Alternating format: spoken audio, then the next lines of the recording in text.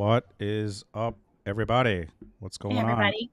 Thank you for being here. Our next episode of Women Who Rock, and this is our second FBI agent, right, babe? This is so Yes. super excited about it. Julia Cowley, babe, talk about your tweet that you just sent out there. Well, before Criminal Minds was a show, there was this show called The Profiler on NBC when I was like in my teens. And I did not miss that show. And I mean, the resemblance between the actress and our guest tonight is striking. However, her skills are far superior than the actress portrayed in the show, because there were some situations that I don't think were, written real well. They needed to read Jerry's book and then write the script, or listen to this interview first, Or listen to the podcast. or Um, listen to the consult the for console sure. folks, if they want to get the real deal on what's going on.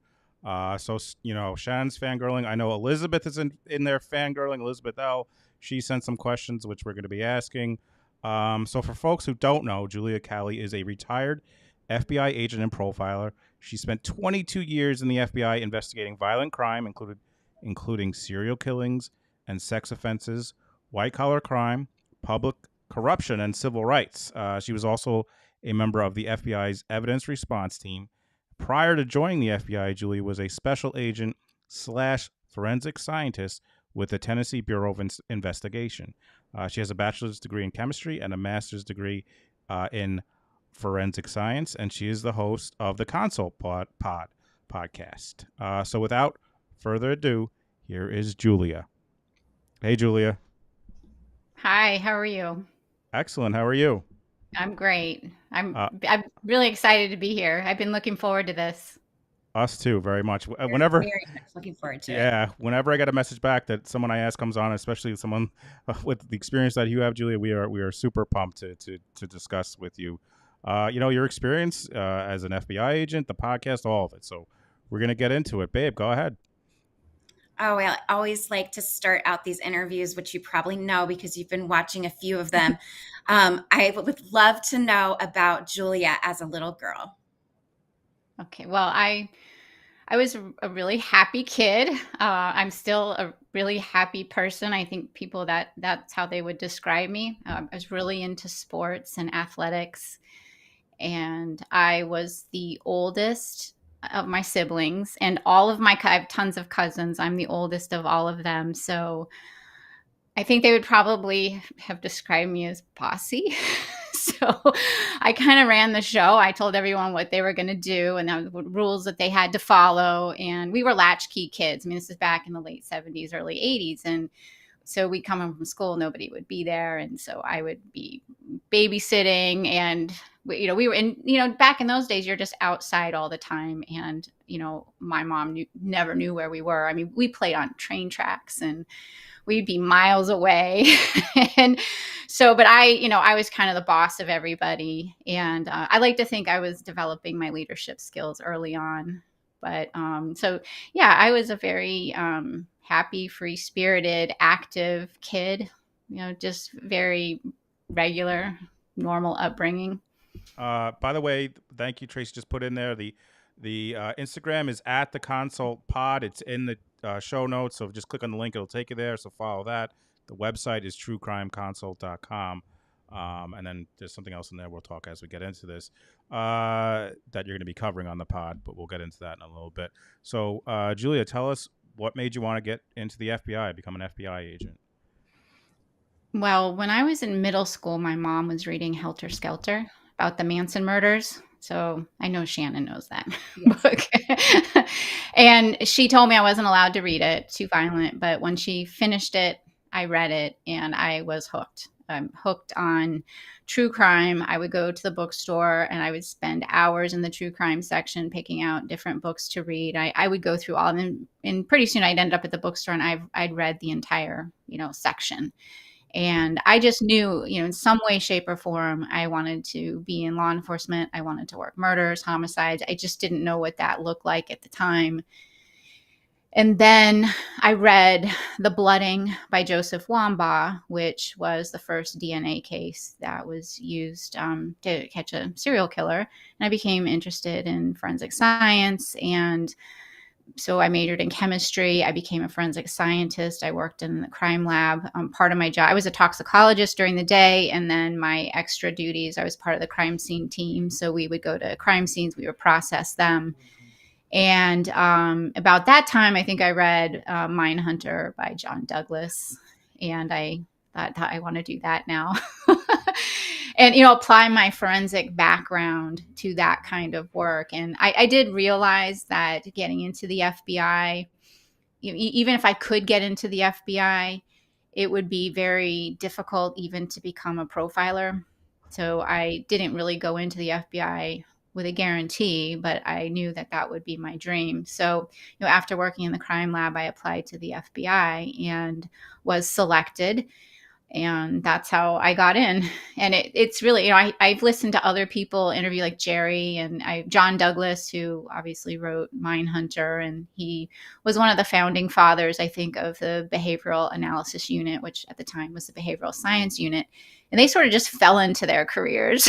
And that wasn't me. I just always knew somehow that's what I wanted to do. I wanted to be in law enforcement. I wanted to investigate murders. I mean, I knew I liked sports a lot, but this was a much bigger passion of mine. And, I'm just very fortunate that it worked out, because I really did get to live my dreams.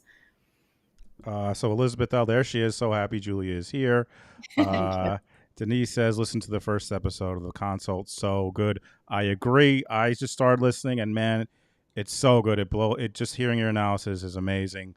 I'm thinking about Helter Skelter. Of course, Shannon knew what you're talking about. I, as the non-true crime person, was thinking of the Beatles song, but Shannon, of course, knew the book. But go ahead, babe. Well, I was just going to say that your voice has been filling our whole house, because you can tell Alexa to play your podcast. So whenever Jay is in the shower, he'll ask Alexa to play The Consult Volume 10. So he's got you going on in the bathroom. And I'll be like, okay, he's listening. And he'll come out. Babe, did you know this about the Golden State Killer? Yeah. Again, as someone who has I have no background in this. So this is all, Shannon knows all about this stuff. I'm learning all about this. And the analysis is just for instance, one thing, I mean, I guess we can get into this now, but how you guys determined that he would make the crime scenes look worse than they were to try to portray this, he was this big guy, but in reality, he was not such a big guy. But it seemed like he was making the crime scenes look worse. He did that on purpose. And you say in the beginning of I think the first episode, you're like, when they arrested him and he came out and they wheeled him out and he's this frail little guy, you guys kind of knew already, right? From your profiling the case. Yeah, his appearance didn't surprise us, and the reason it didn't surprise us is because we saw that same behavior exhibited during the commission of his crimes. Whenever he was met with any kind of resistance or potentially getting caught or stress, he reacted certain ways, and some of that would involve sort of odd behavior, mumbling, talking to himself, crying, whimpering.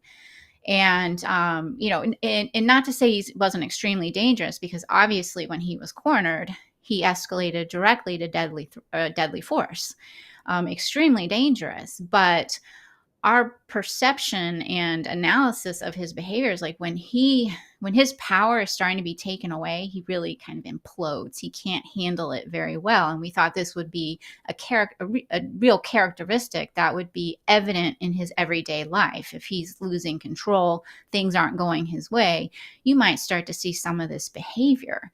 And, even back, he had been a police officer when some of these, at the early stages of these crimes. And ultimately he lost his job because he was arrested for shoplifting.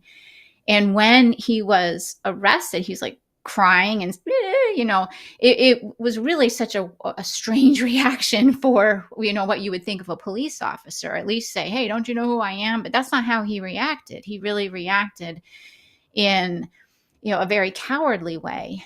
And, of course, we didn't know that at the time. We didn't have that back history.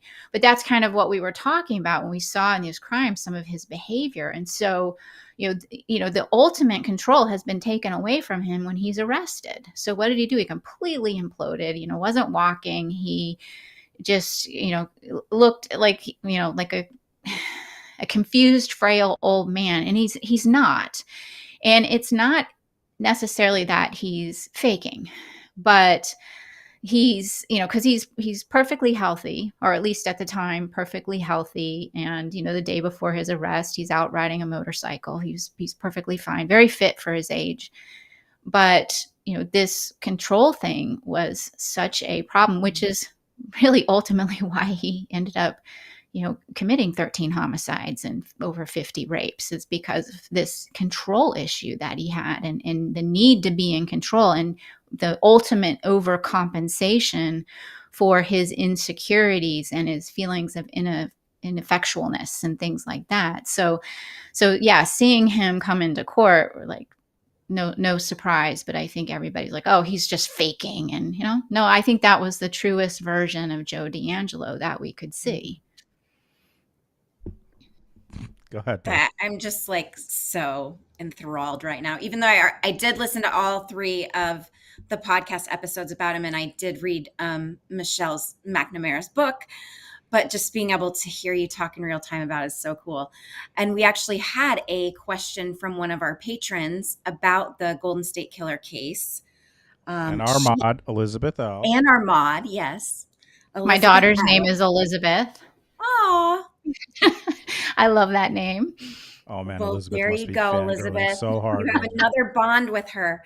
All right. So she says, as a profiler, were you surprised that Joseph D'Angelo took a plea deal, as it was stated by a lot of people that were in and around the case, that he would like to die with the control of not telling people about his crimes or admitting to anything?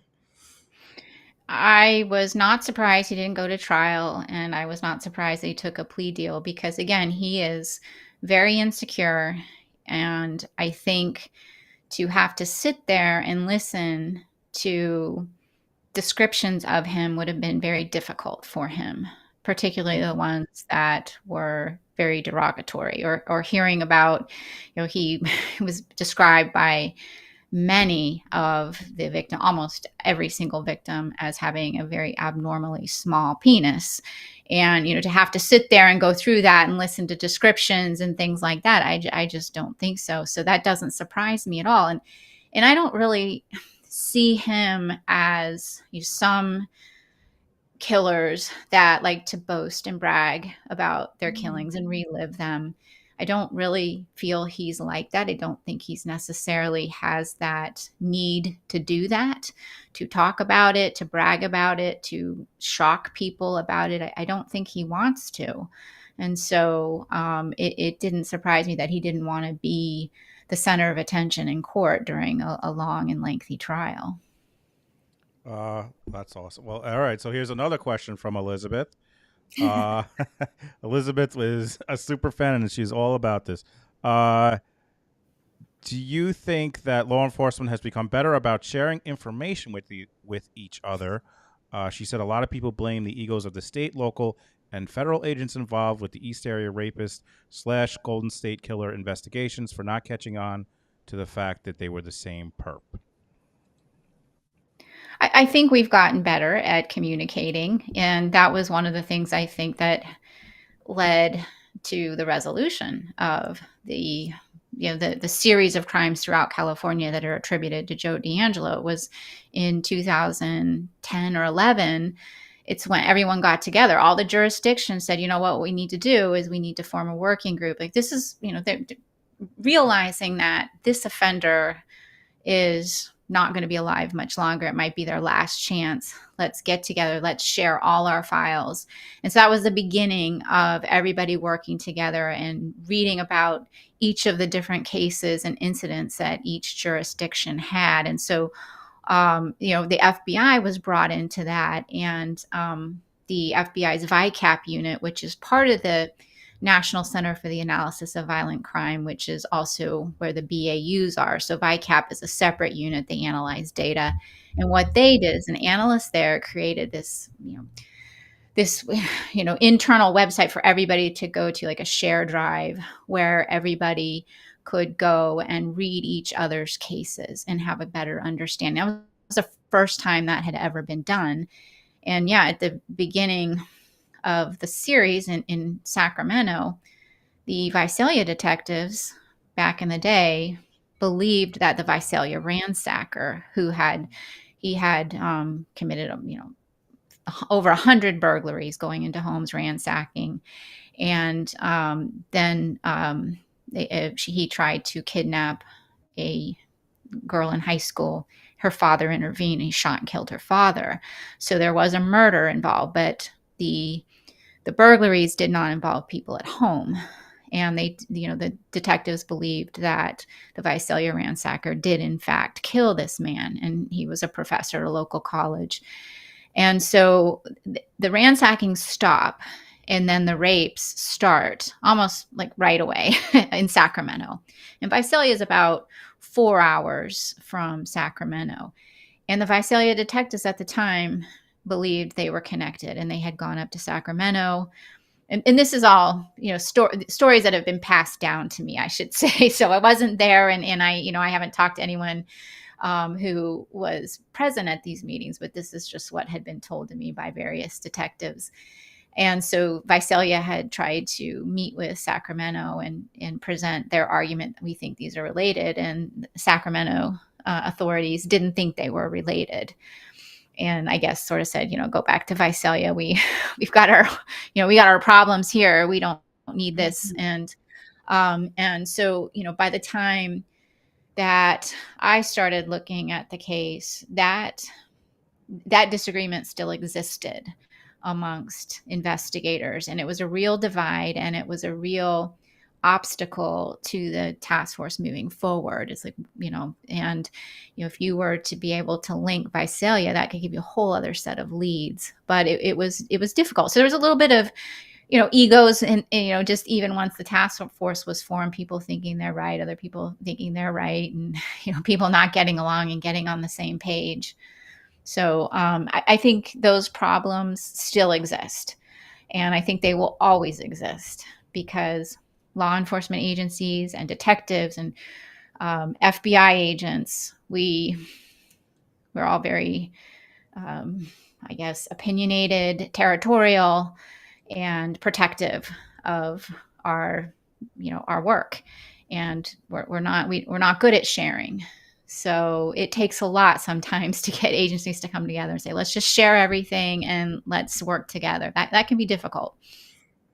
Kind of makes me think of how they're doing the task force now with the BTK, with BTK, and they're getting all these folks together, and I'm just picturing that Zoom call, because these are a lot of people, and I just can't imagine, like, you have so many people who are so, have so much experience, like, I don't know, like, I've pictured it a lot, like, who is the person, like, one person talks and someone's like, I don't know, it must be hard to get all those people together, and like you said, all those people who have a lot of experience and might think have I don't know, that's what makes me think of that. Big egos. Yeah. And some well deserved, some maybe not. I mean, I don't, I'm not talking specifically about that task force. I don't know, but yeah, there are just people sometimes have these big egos, and they think they know everything, but they don't really have anything to back that up.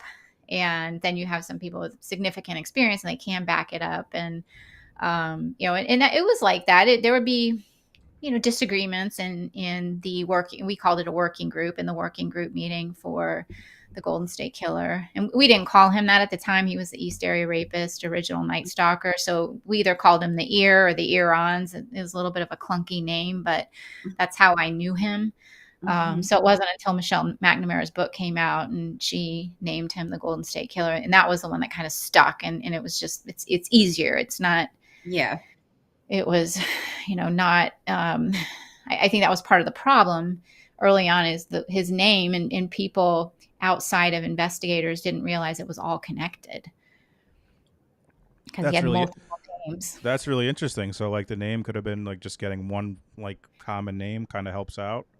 I think it does. I mean, I have mixed feelings about it because I don't want to glorify serial killers with these, cool monikers or Mhm. romantic monikers in any way, shape, or form. But it does help people realize these cases are all connected, I think. And even in the FBI, when we have major cases, we name them. We have names for them, and it just makes it easy to communicate about them. And so I do think that the public became very much aware of all these crimes, more so outside of California, once he had that name. Like everybody, oh, Golden State Killer. Okay, now we know who he is, and so I think it did help at least the public realize that these are all connected, and it's a very significant series of crimes. Heather. Absolutely. I have listened to those episodes, and then I also have just been, I was just on your Instagram as well, and it's so funny because I'm listening to the GSK episodes, and then I keep like thinking about the Long Island serial killer because we live on Long Island and we've been really, involved in that case.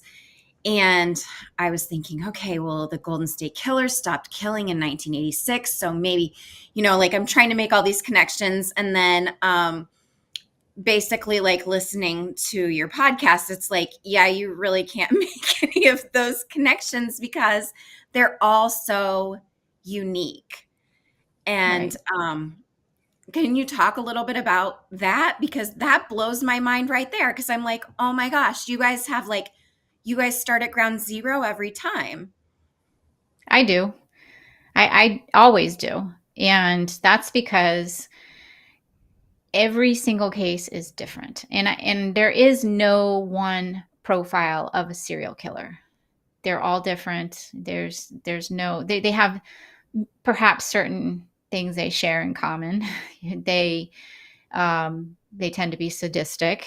They tend to um, lack understanding of maybe what someone else is going through, or but they're just some, maybe some characteristics that they may share just generally. But looking at each of their different crimes, I mean, you know Joe D'Angelo had a very certain way of doing things. He's very different than Dennis Rader. And Mhm. Dennis Rader, and I know people have made comparisons, but Dennis Rader and the suspect in the Long Island serial killer case, Rex Heuermann, who's been arrested, he's also different. So you kind of you do have to start from the beginning, and you have to see, okay, what are they doing? What is important to them? What are we seeing similarities in terms of their ritualistic behaviors? And like with Joe D'Angelo, he was extremely consistent. I could tell you within like maybe a couple of sentences of an incident report, yes, this is him. But then you have someone like Israel Keys, who is uh, doesn't have a same MO, doesn't have, there's probably some ritualistic behavior, but without examining the crime scenes and the bodies, we may not know everything that is there. But in terms of his MO, it was very different. So yeah, so you just can't paint them all with one serial killer brush and say they're all the same. They may share some characteristics, but and even that, there I feel, and I think sometimes people think that serial killers, like, they lack this emotion or empathy, and sometimes I think some of them have a lot of emotion.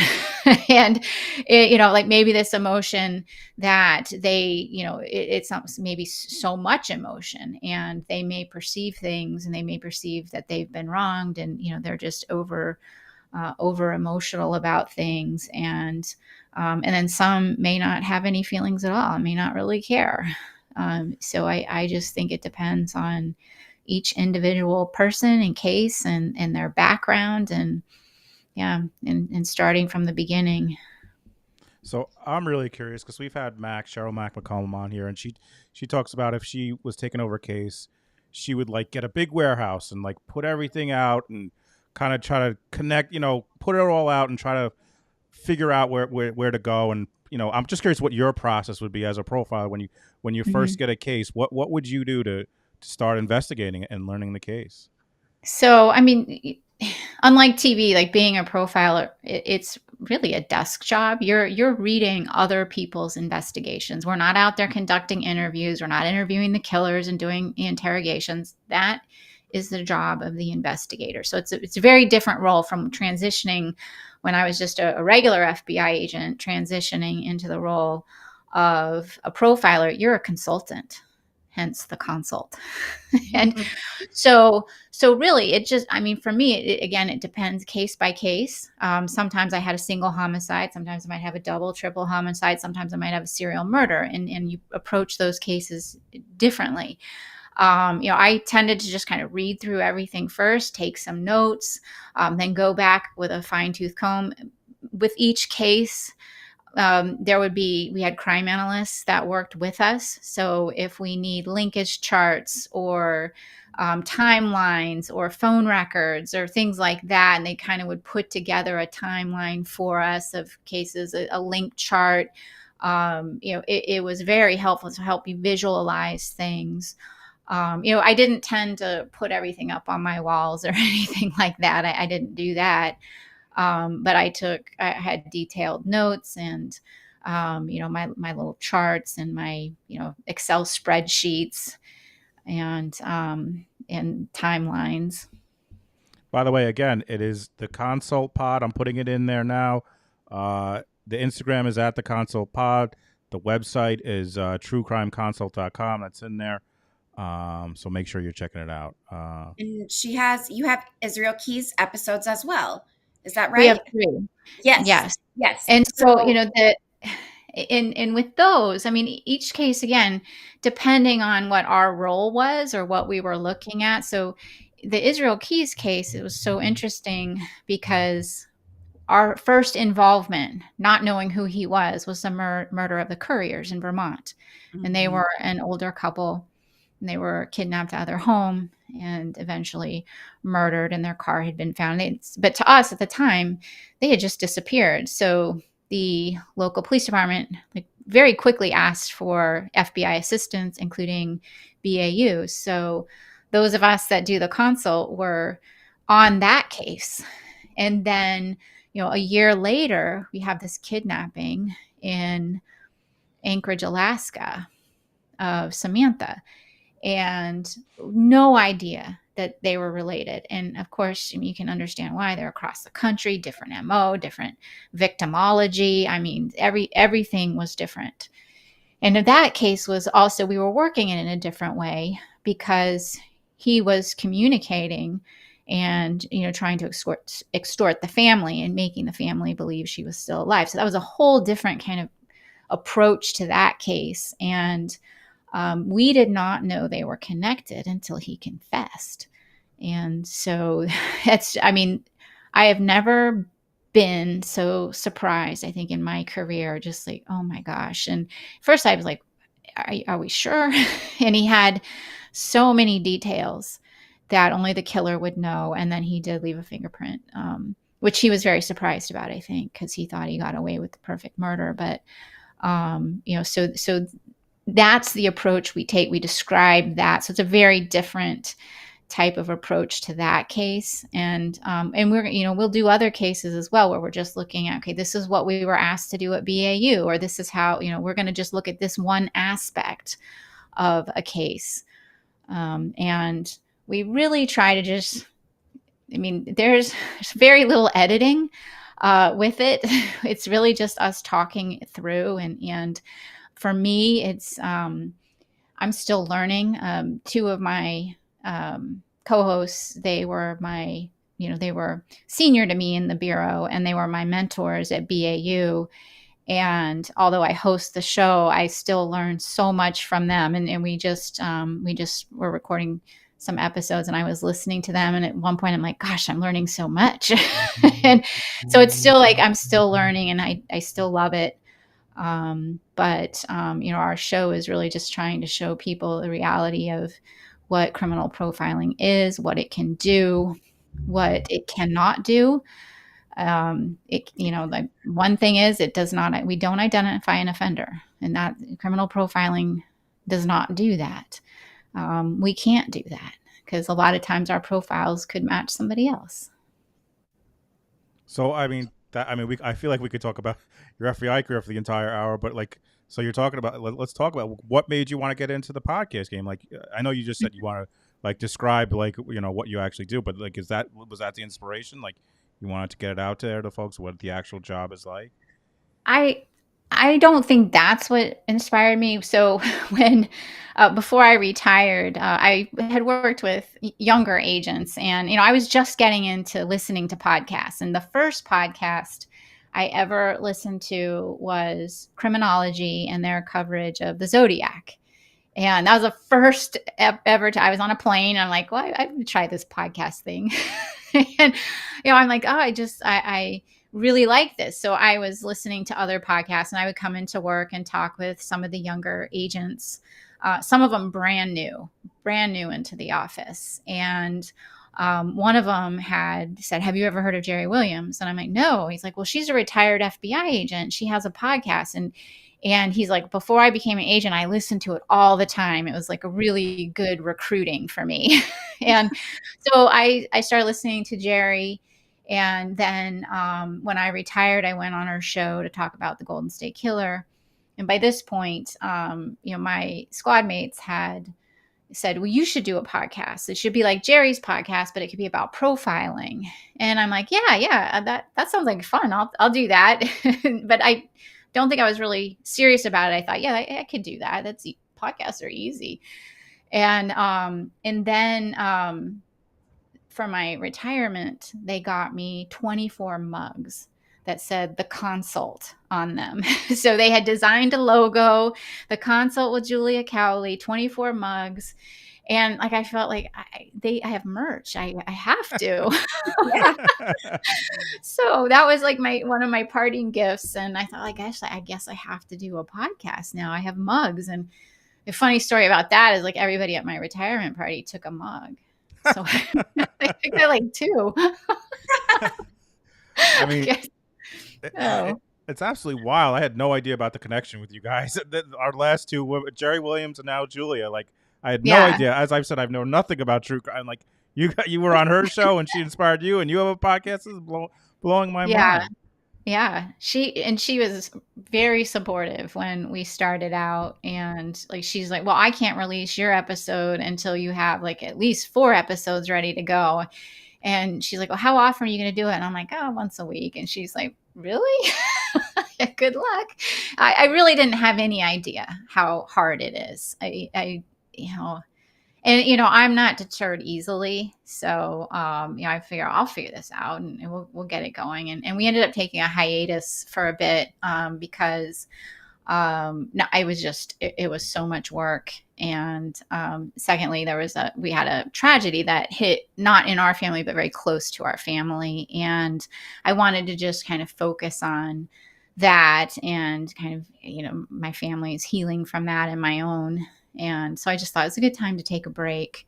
And then we started back up. I was listening to the Prosecutors podcast one night, and I was making dinner, listening to an episode, and Brett, the host on that show, I've heard him make comments about behavioral analysis, and he kind of knocks it. But yet, if you've ever listened to his podcast, they're pretty good at it. I don't think they were realizing it's actually what you're doing is behavioral analysis. And I think he was sort of thinking behavioral analysis is interpreting body language, and, oh, you looked up to the left, or, you crossed your arms, and that's not what behavioral analysis is. And a lot of times they're doing that on their show, and I think they're pretty good. I think their interpretations are good. So he said something about behavioral analysis. So I don't know why, I just sent him a message, and I just said, you're pretty good at it. I know you knock it, but you're pretty good. And then he invited me on his show, and I didn't plug the podcast at all. He had no idea I had one because we weren't doing it anymore. And after I went on his show, he reached out and he's like, have you ever thought about doing a podcast? And I said, well, actually I have one, but I explained why we took the hiatus. And he said, well, it sounds like, you just maybe need an editor and a little help to get you back going. And so he was extremely helpful in getting me, back up and running with the show. And now I can really do it, and I can do it in a professional way and get shows out every 2 weeks, and really commit my time to actually preparing and, and doing, doing the cases the right way. That's so awesome. We're all about, Yeah. Creators helping creators. So that's so cool to hear that Huge help and support. I mean, I appreciated that he believed in us, and he just was like, we want to see you back up and going. We think you do a good job. So that was very helpful. And then, there's been nothing but support. That's awesome. No. Mm-hmm. So good to hear. Well, I have to backtrack just a moment to your career as a whole, because it's Women Who Rock. I always like to ask, what effect, if any, did being a woman have on your career? Mm-hmm. Well, I try not to focus on the negative, but certainly I had setbacks, and I attribute that to my gender and some discriminatory things that could have happened.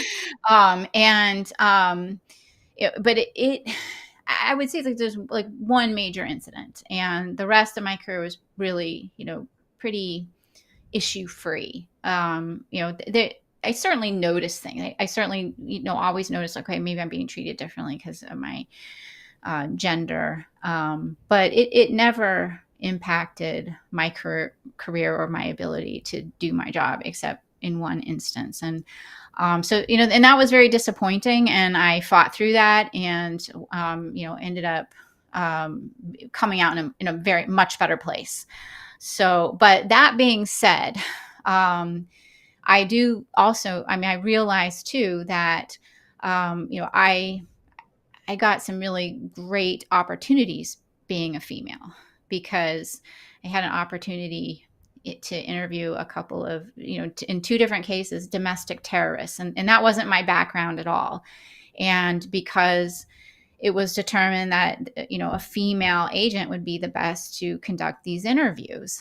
And in the area that I was like the only, female available. So, I got to conduct these really high profile, really important cases. These people were on the pathway to kill people.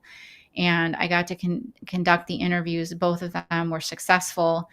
And I never would have had those opportunities had I not been a woman, and I guess you say, well, gosh, a guy could have had that opportunity, but I don't think so. I think I was, it was important that a female, based on their personalities and their characteristics and your interpersonal relationships in their lives, it really was better that a woman conduct these interviews. And so, those are just examples of the times, being a female benefited. And I think too, and I heard Mac's interview, women bring a different perspective to everybody, brings a different perspective, but just generally women can bring a different perspective. And particularly in the BAU, when the majority of our victims of violent crimes and murders are women, you need to have a female perspective in the room.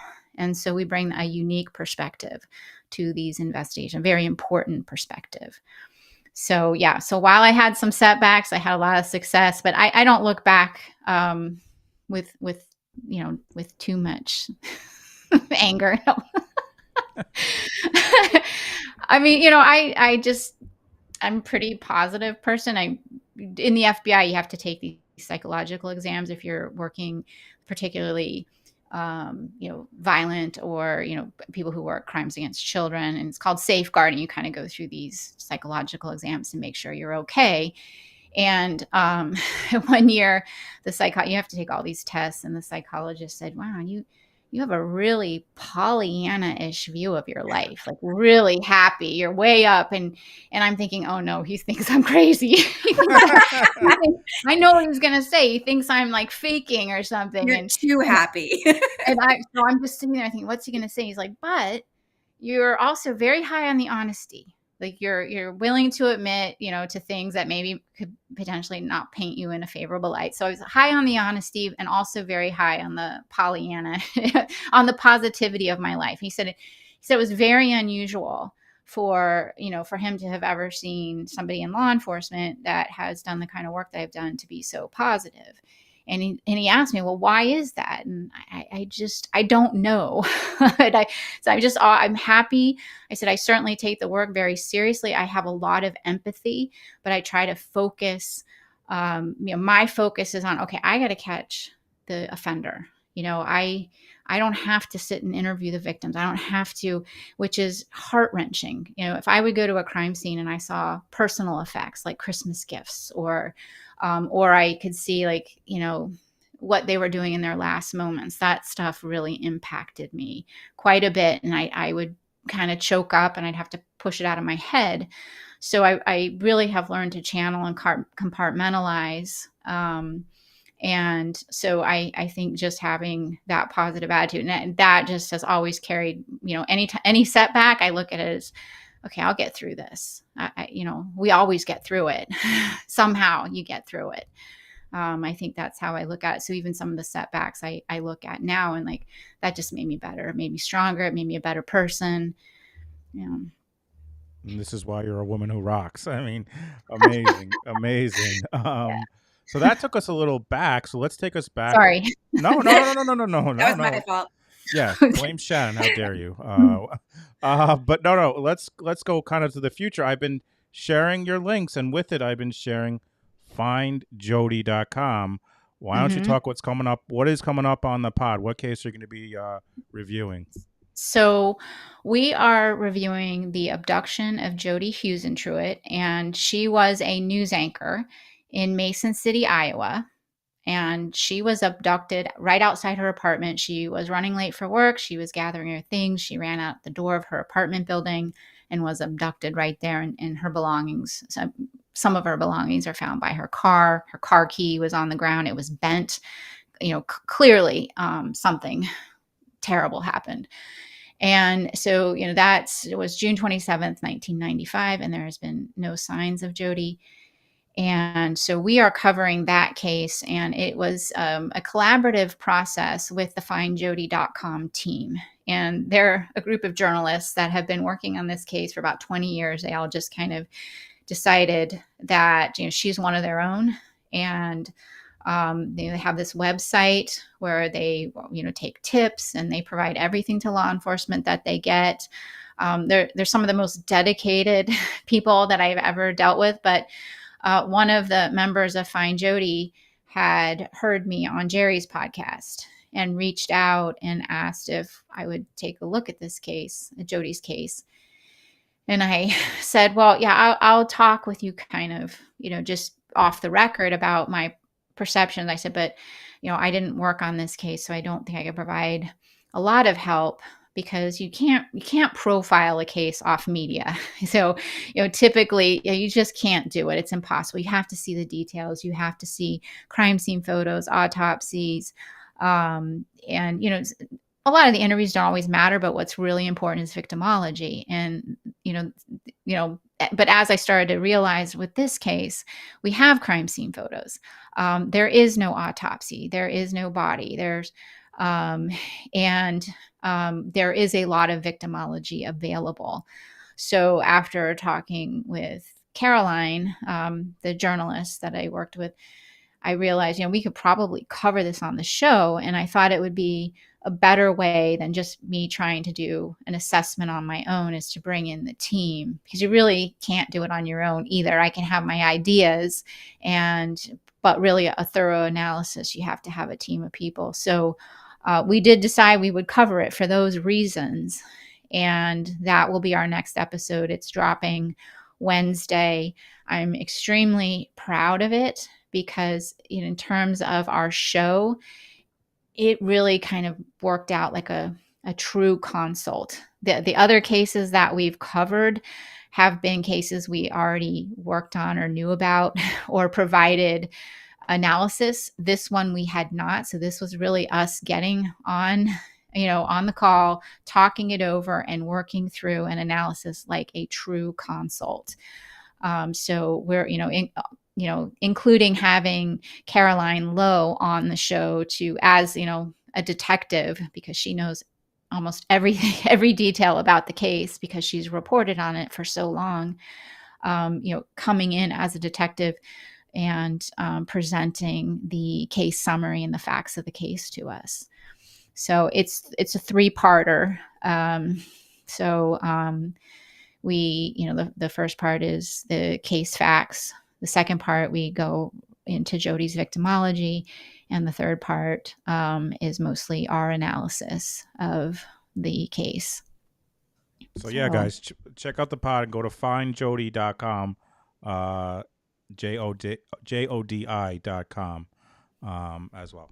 Go ahead, babe. Yeah. It's going to be so interesting to listen to in juxtaposition of the other episodes, like what you said, like those were that you have it solved, you worked on them yourself, and just to be able to listen to you as it's happening, as you're kind of working through it, is very interesting for the listener, I'm sure.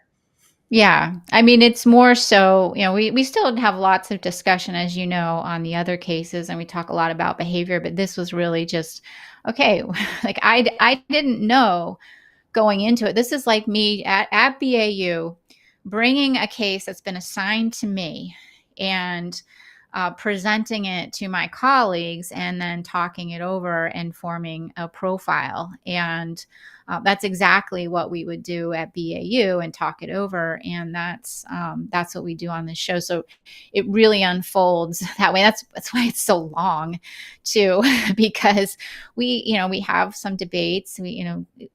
The way our show is structured, we have 3 people. We were all in the same unit together, but we have another member. She's actually an expert in terrorism and domestic terrorism and statement analysis. So she has a different expertise than we do. Mm-hmm. So she views cases differently, and she sometimes has a lot of questions for us, and it generates a lot. It makes us think like, why don't we think this guy did it? And why, that kind of thing. And I think that adds a lot of really interesting discussion to this. It's a very analytical kind of podcast. I don't think it's super exciting. We're not going to say, oh, this person did it. This fits the profile. We just don't do that. And that's in my opinion, not fair to do to somebody. Even if we strongly believe one person is responsible, we would never say that. We would describe the characteristics. And that's how we would do it at BAU. And if those characteristics align with a suspect, then prioritize that suspect as number 1 until you can rule that person out. And that's kind of the verbiage that we use. Man, this has been so interesting and so I'm blown away. But we've been talking about the podcast, folks. So we did a little contest. So what I want to do is spin a wheel right now, because we had some folks give 5 stars to win one of our notebooks. And, we were talking, we always say this, folks, we don't know how the algorithm works, but if you give a pod 5 stars, it gets it out there. And Julia took a break, so we want to get it out there. So let's spin this wheel and see who is going to win. We got the consult. There it is. If you're looking, because you guys have a new logo, right? That's the new one I got on there, or is that the? No, that's it. Okay, great. So if you're looking for the pod, that's what it is. So here we go. Oh wait, I got my sound effects. All right, let's see who's gonna win here.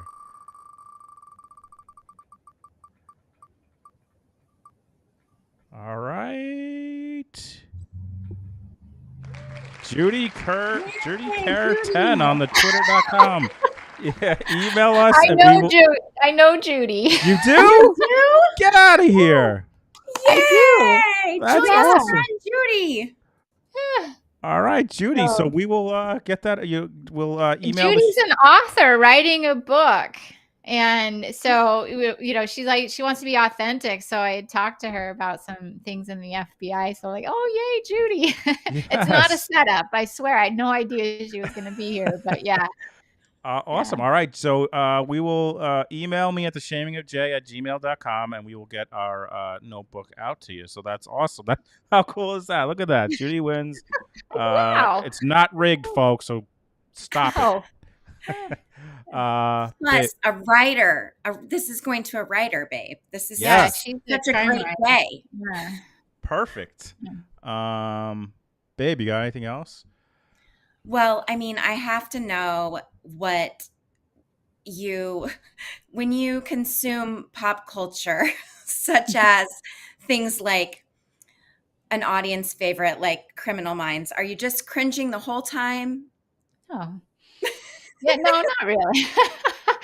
I mean, I didn't watch Criminal Minds too much. I watched a few episodes, but I tell you what, I really loved Mindhunter. Oh, And I loved that show. And I mean, I know it wasn't entirely realistic, but there was a lot of authenticity to it, especially the casting. And I have seen a lot of those original interviews of the ones they recreate on the show. And I just loved that show. But no, I'm not like that. I'm like, oh, this is fun, I mean, I do realize, okay, that's not realistic, but yeah, I mean, Criminal Minds is, probably I mean, we don't fly on a private jet or anything like that. We're coach. And if you go to my Instagram page, I have a video on there, and I just started it, by the way. So there's not many posts, and I'm figuring all that out. But I posted a video, and when I first got to BAU, I had this old clunker car that they assigned me, and I'm grateful to have a car. I could have a car to drive, to and from work and to any assignments I had. So that was nice. I don't want to be, I don't want to look a gift horse in the mouth. But when I'm in it, it starts to rain, and my windows don't roll up all the way, and I'm like, I can't get the window up. It doesn't go into the slot. And anyway, so I was just kind of complaining about it, and somebody's like, well, what car do you have? And I told him the car, and he's like, oh, that's Steve's old car. And he starts laughing, and I'm like, what's the story? And so he sends me the video, and what it is this guy Steve retired before I got to the unit, so I didn't really know him very well, but he had gone to lunch, was driving back, and they were cutting down trees right next to the parking lot. And the guy that is supposed to keep people from driving in that direction toward the trees just briefly turns his back, and Steve just comes right into the parking lot, is about to turn right into his parking spot, and a tree falls right on the car. And so, like, instead of fixing the car or getting a car that, wasn't smushed, they gave it to me. So that was my first car. So, I would show that video in presentations, and when I would do teaching and stuff, to kind of break the ice, to show this is the myth and this is the reality. This is the car that I'm driving right now, and the windows don't roll up, and when it rains, it leaks. And So you're not getting on a private jet when you leave this training. No, we're not. We're not having cocktails on the private jet once we've chased and arrested, the serial killers and got them to confess. No, not how it works. Well, in only 1 hour. Yeah. What, babe?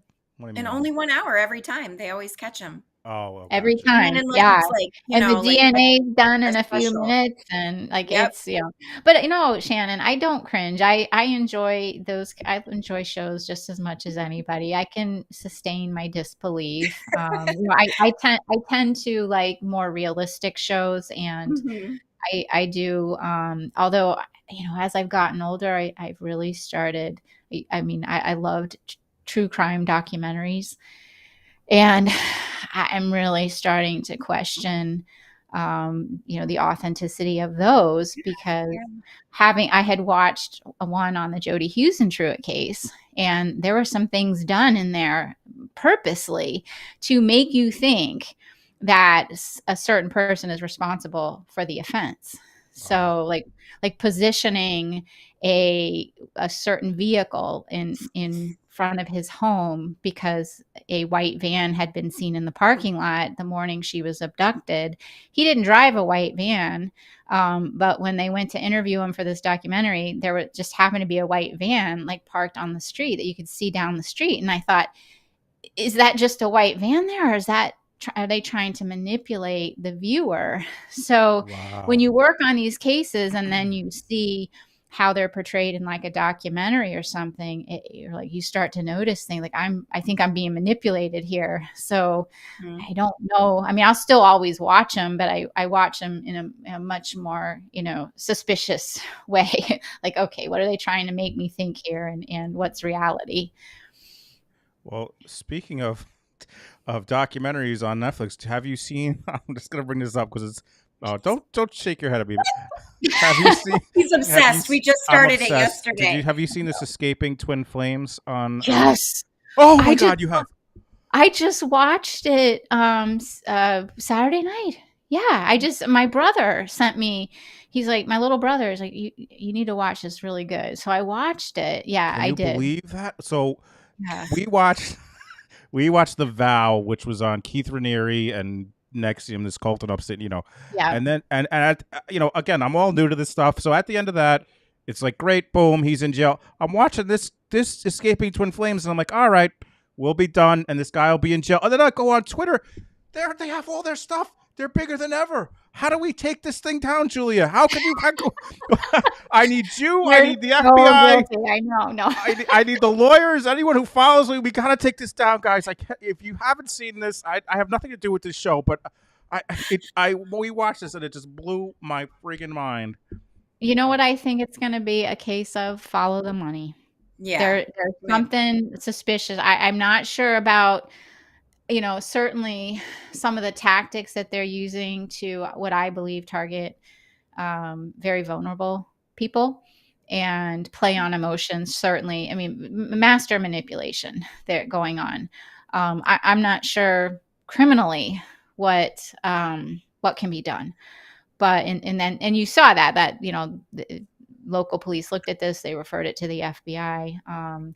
But in terms of like money, potentially there seemed to be that seemed to me potentially be an angle. I hope they're not listening. Then they're gonna. Well, if they are, they should know I'm coming for them. This is my goal now.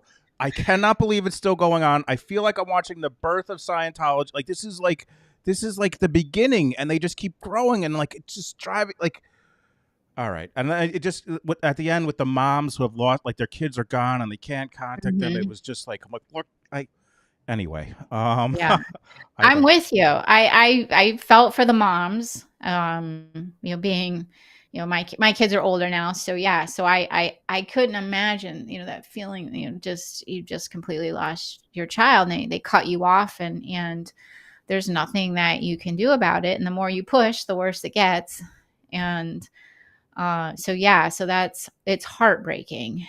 And um I mean, but criminally, it's hard to say that manipulating someone into doing or thinking something is not necessarily, unless you're making them commit a crime. But I do wonder about their finances. I mean, there's so much money, it seems to be, and it's Mhm. Well, and then different they convene. different levels and different sub companies and stuff. I just think there must be something there. Right, and I the mean, I don't top know for sure, but they're making a religion, so then there's tax exempt money, and like, uh, this is my idea, babe. What do you think of this? We get the women who rock, all of them together to like the BTK task force. We have a Zoom meeting. We get everyone. We got journalists. We got the FBI. We got law enforcement. We get everyone A together. judge. We got a judge. We got everyone together. We take them mhm. down. This is my goal. I'm not kidding. I cannot believe it's still going on. But I'm so sorry, Julia. I have digressed from Oh your no, episode. that's fine. No, it's fine because I just watched it, and so I was just like, this is so strange. It's the strangest thing, and I don't, I look at people like that, and I just don't understand how people don't see right through that. to me, I'm like, what a weirdo. Oh, Like, who? like, The main guy? I'd be Yeah. like, What? I'm What leaving a. right now. The guy's you eating. know, They're I eating. Sorry. Go ahead. Sorry. no, I was gonna say the other thing that it's like he's telling one of the members, go research how to do this, and I don't know what her background is. I can't imagine that was. Is it done properly? Is it done? There's got to be something Yeah. financially off. I mean, it's not like they had these like financial wizards telling them how to, hide their money and launder money. So perhaps that's the way to go. Well, we went so far as we started watching. There's an Amazon version of it, and these jabronis, before they start out, they're going to they don't have a place to live. They're going to their friend's house. They're eating hot dogs for breakfast, lunch, and dinner. I mean, these people, it's mind blowing that they've created this enterprise where they have this mansion and they're flaunting their Ferraris and their Porsches as they ruin people's lives. Yeah. Ah, And then they're telling people, well, we can't pay you as much anymore. And luckily that's, I mean, what I, saw on the show is like that caused one person to leave. Well, I can't make it. And so I guess that's a good thing if they're going to make it impossible for somebody to make a living working for them. But I mean, it did seem, to me that they were living a very lavish life and flaunting it. I mean, that if I was a member of their group and I'm doing a lot of work and you're paying me very little, I'd be like, yeah, what's up? yeah. He was such a. I don't know if Yeah. he was just like, oh look, here's my new Ferrari, here's our new Porsche, and here's our new mansion because I'm the Mhm. second coming of Christ.